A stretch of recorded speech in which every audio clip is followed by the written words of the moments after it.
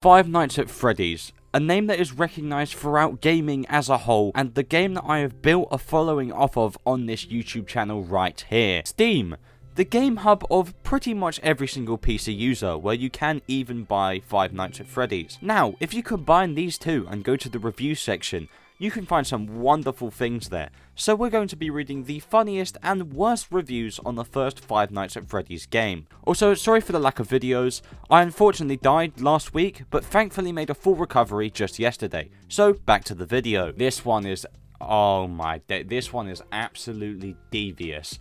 I'm not even going to read this one. We're just going to sit and look and appreciate that this person actually sat down as of yesterday and wrote this review. Fair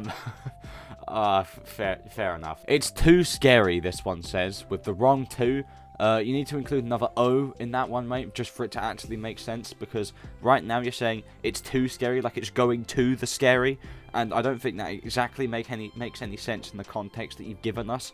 Maybe if you were providing some more context, like, I don't know, your brain is going to the scary, because then that makes more sense, because you're obviously scared in the situation, and that's why it's going to the scary. But saying it's to the scary, I don't think it's, unless it's like a name of a person, like, I don't think it is going to the scary. I don't know. I'm not understanding this one, mate. I think you need to improve your grammar a little bit, Buster. All right, this Donny here, 10.6 hours on records. Jesus, got there eventually. Says, this is funny. Well, you know what else is funny, mate? It's pretty funny how you play the game for that long and you say that it's funny. You know what I mean? Like, I think you're just not, it's just not funny. I think that the situation, like the humor of the situation, has been diminished, like a diminished chord, right? Yeah, you've diminished it, right? Before, right, it was a lovely major chord, right? It was great, yeah? You play that major chord, ooh, sounds great, sounds jolly, sounds wonderful, right? Okay. And then, right, you had to shift down the third and the fifth note a semitone, right? You had to flatten them, right? And then you just flattened everything. You diminished it, right? Okay? It's not funny, all right? The joke isn't funny. You see my face right now? You see my face? I'm staring at my screen with a blank and empty face. I am not laughing. There is no humor in this situation. Pattern up. You know, it's great to know that these reviews are still going strong on the first game. There's actually quite a few of them as well. There's so many. There's, yeah, no, it's, we have a wonderful community, guys. Let's just say that. We have a wonderful community. Alright, this one looks a bit longer. Let's see what this one says. This game makes me wanna sharpen a pot noodle. And you do, oh my, which includes, within a dark alley while he begs for mercy, foaming at the mouth, bleeding from his... Oh my... I usually, right, okay, I won't lie, right, usually I'll read a little bit of it before I actually, you know, snip it and talk about it, but I did not. I just saw the this makes me want to sharpen a pot noodle, oh, it's a pool noodle. Did I read that as a pot noodle? I'm such an idiot, oh my god. No, that is, 61.7 hours on record as well. Mate, Mr. Matt, I'm sorry. This is, I feel like this is pretty suspicious. I feel like you left this review. Don't lie to me, Matt. Don't lie to it. You know what? I know that you might watch this video at some point, right? So Matt, right? Big up to Mr. Matt, by the way. You know, go and sub to Mr. Matt. If you're watching this video, right? You definitely left this review, and there's nothing you can't tell me otherwise. All right? Okay? It was definitely you. Right. I don't know whether this one's satire or not, and I've completely missed the joke. But this one says, so I purchased this game to see what it's all about, booted it up after download, and my character cannot move. I can see the video cameras when I pan my mouse down, but no button on the mouse and keyboard. I assume that's M and K. I've never seen that acronym before. Anyways, M and K can wait, no button can move my character. I really badly hope this is a joke, but the fact that they've actually gone and refunded the game makes me believe that they genuinely have left the review, and they actually have refunded the game because they can't move their character. Oh dear God, oh dear. My man has Oh, I've just seen at the bottom. I'm blind. He says gonna have to say wildly overrated. I didn't see that. Oh, and I don't know. Oh, that makes me think though. Surely, please tell me this is satire. Please. There is no way. If this is an actual review, and he oh, I've just seen another one. Sorry, I've just seen another review. I'll get to that one next. But oh my god, this is.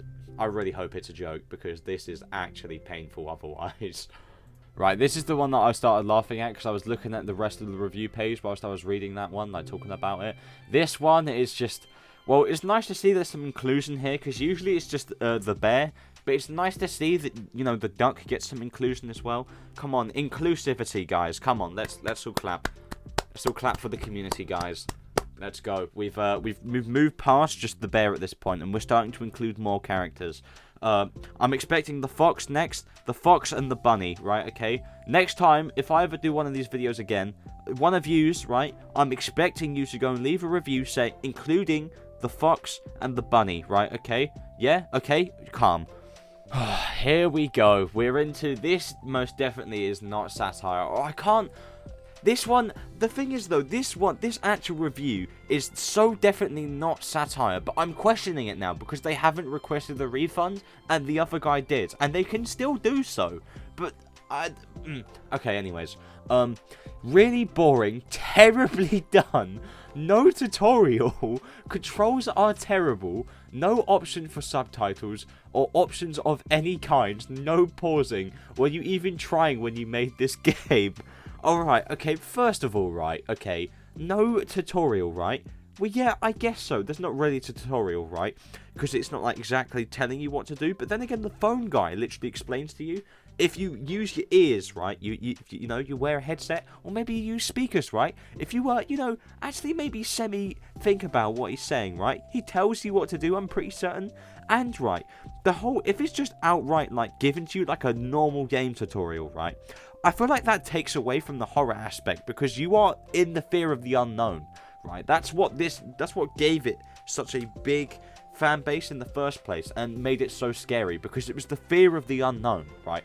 If you just had like a imagine they had like one of those normal tutorials, you know, it's like press this to do this. When this happens, do this. It's just like no, it doesn't work for a game like this. It's not. Plus, no option for subtitles, right?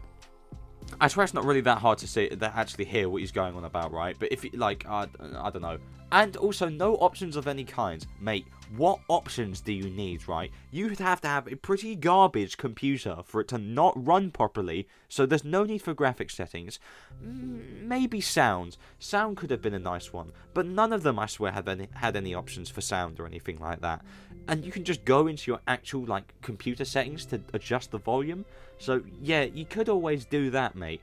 But like, what else is there need for options for? Am I being dumb here? Like, I feel like, and plus this game, it literally, like, the context of this all is, like, this was, like, his last-ditch effort at, like, trying to make something, because he was obviously a failing game dev, and that's how Scott came through, because he made Chipper and Son, or whatever it is. I'm pretty sure it's Chipper and Son. And there was that guy that left a review saying, oh, they're too scary, like, they look like animatronics, like, they don't look alive and stuff like that, and they just creep him out, right? And obviously he made FIve Nights at Freddys. I don't think he was expecting anything from it. It was like a last-ditch effort to see, like, to try and get something out of it.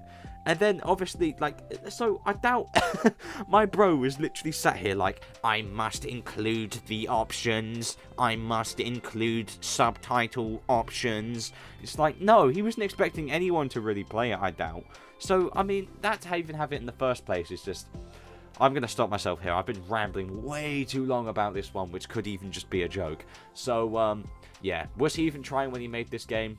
Well, I mean... if he wasn't trying, he's made a bloody good game for not trying. So yeah. All right, we're gonna leave this one off in a more of a light-hearted one, and not me just rambling. I would hate to end the video like that. All right, so this one, if you know, you know, right? This is a good old bit of nostalgia. This one is reading this review, and this review says, "Where is Sparky?" 8-bit gaming, right? If you know, you know. Good times, good times. Alright, well, I'm going to leave this one off here. I've forgotten my bloody outro. I haven't done it for so long. All right. Well, that's all from me today then. Have a good day, evening, or night, wherever you are, and I'll see you in the next one.